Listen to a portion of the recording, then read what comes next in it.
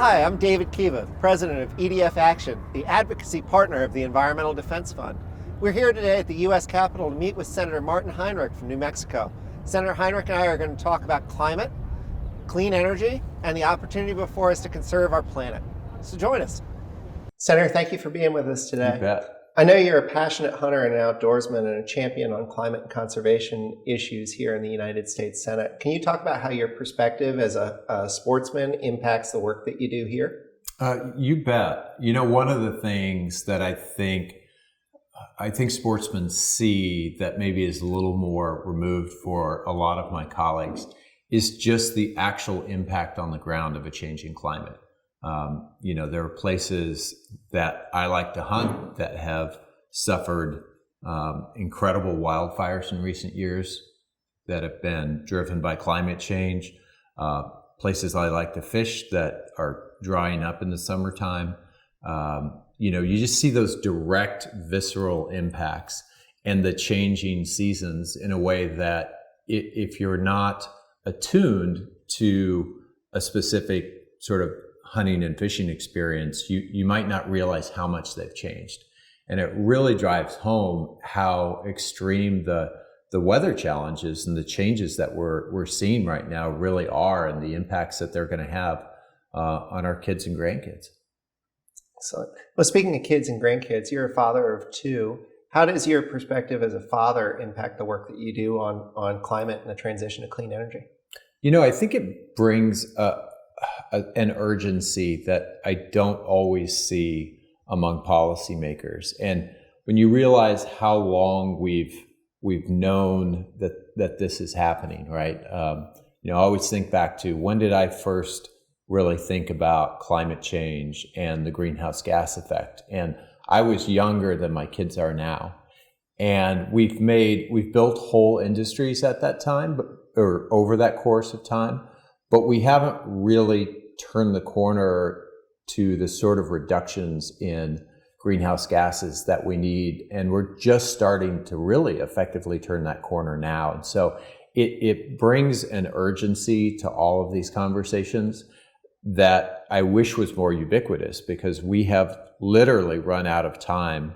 And the more we do and the sooner we do it, the better the livelihoods and the opportunities will be for not only my kids, but certainly my grandkids as well.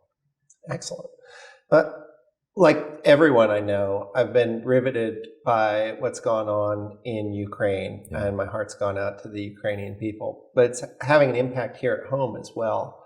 Poll after poll that we've seen shows that costs are the number one concern for American families, and gas prices are at an all-time high. How do you talk about our need to transition to clean energy because of what's going on in Ukraine, and how do we, as people who care passionately about this, communicate on those issues? Well, I think with respect to Ukraine in particular, it's important to realize that as long as we're highly dependent on fossil sources of energy, that not only Vladimir Putin, but also the Saudi government, the government in Venezuela, there are a lot of really bad international actors who are empowered and have enough production capacity to really change the economics of what you pay at the gas pump overnight. The irony is that when we increase production, and the U.S. is the largest oil producer in the world right now, that doesn't translate to lower prices at the gas pump. So we need to find a way to do things differently. We need to find a way to really disempower people like Vladimir Putin, who not only hold Western Europe at risk, but directly impact every American when they go to the gas pump and see $1, $2 more than what they're used to paying. And I think it's really important to understand that as we shift towards electrified energy sources in particular, both for transportation, which has been largely, for those people who are lucky enough at this point to drive electric cars, they haven't seen these changes. The price of what they pay at the plug as opposed to the pump really doesn't change. We need to make that more available, more ubiquitous, drive down costs, and make it available to every American. And those same changes can happen inside your home. And we've actually seen huge shifts in the volatility of natural gas, what people are paying for home heating their hot water, and all of those things can now be done for much more efficiently with the new electric technology versus what we were using a few years ago in natural gas. So replacing gas furnaces, for example, with electric heat pumps. Once you make that investment, especially if we can levelize the costs at purchase, then the consumer saves for the rest of the history of that device. So if you have a heat pump that lasts 25 years, you can literally save every month going forward. I think we need, through rebate programs and other incentives, we need to put that within the grasp of every single American consumer so that they don't have the sort of energy burden that they experience today, which particularly for low-income Americans, and certainly that describes an enormous portion of my state, is almost impossible to budget for. And so we've talked a little bit about the consumer experience and how consumers are going to benefit from a transition to clean energy. Is there any reason why from a manufacturing perspective, why all of those things can't be built here in the United States or in New Mexico? There's no reason why we can't manufacture all of those devices here in the United States. And heat pumps are a particular opportunity right now because the European Union has decided that one of the ways that they are going to deleverage Putin's influence in the region is to install heat pumps as fast as they can. We have heat pump factories in the United States. We just need to scale that demand, scale it quickly. And then as Europe gets more and more heat pumps installed in all of those homes, we have the best manufacturing capacity in the world to be able to turn that around and do the same thing here in the United States. So there are manufacturing jobs that we should be leveraging. In addition, the installation jobs for much of this technology are a lot like the kind of job that my dad had when I was growing up. They're folks in a local community. They can't be outsourced. They're driving around in a panel truck doing electric and plumbing and all of the sort of trades work that comes with those changes. And that means a whole lot more jobs here in the United States as well. Excellent. Let's talk about methane for a second. It's an area where EDF, the Environmental Defense Fund, has really shown a lot of leadership in helping to highlight the difference that we can make in terms of reducing greenhouse gas emissions and the heating that we're doing to our planet, and an area where you've really led the charge in the United States Senate and were successful in leading a bipartisan effort to allow the EPA to have the authority to do what it needs to regulate methane. Right. Can you talk a little bit more about that effort and the impact that it's going to have on climate change?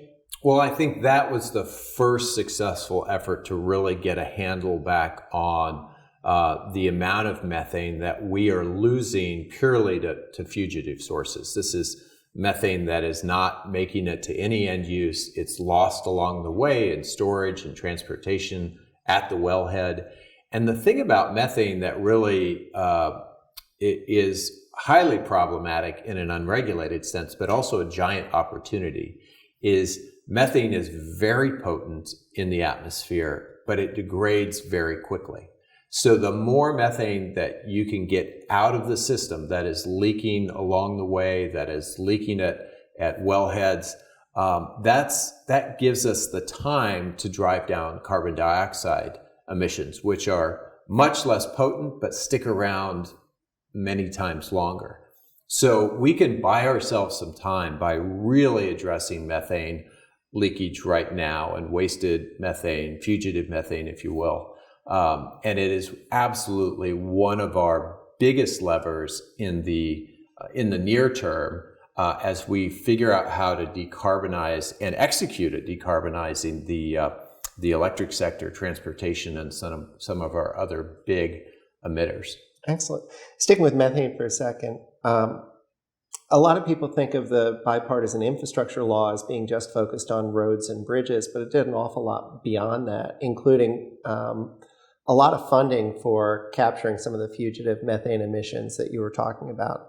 Can you talk about some of the ways that the bipartisan infrastructure law is going to help us tackle the climate crisis and this transition? Yeah, I think it was to some degree lost on many people how important this infrastructure investment is going to be in terms of implementing the technology to make the standard operating approach one that just doesn't tolerate leakage, where we're able to invest back in up-to-date technologies that make sure that that product, which has economic value, obviously, gets to where it's supposed to be and isn't lost along the way.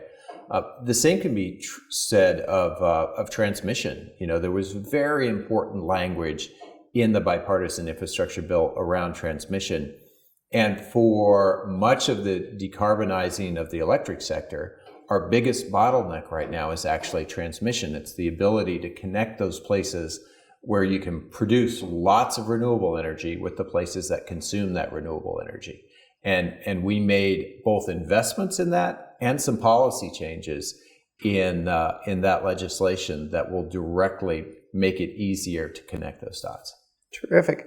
But I think I'm out of questions here. Is there anything that you'd like to share with our audience of EDF Action members who are going to be watching this interview? I think there has never been a more important time in human history than right now. And every bit of leadership and activism that can be brought to bear at the moment is going to make the lives of our kids and our grandkids so much better.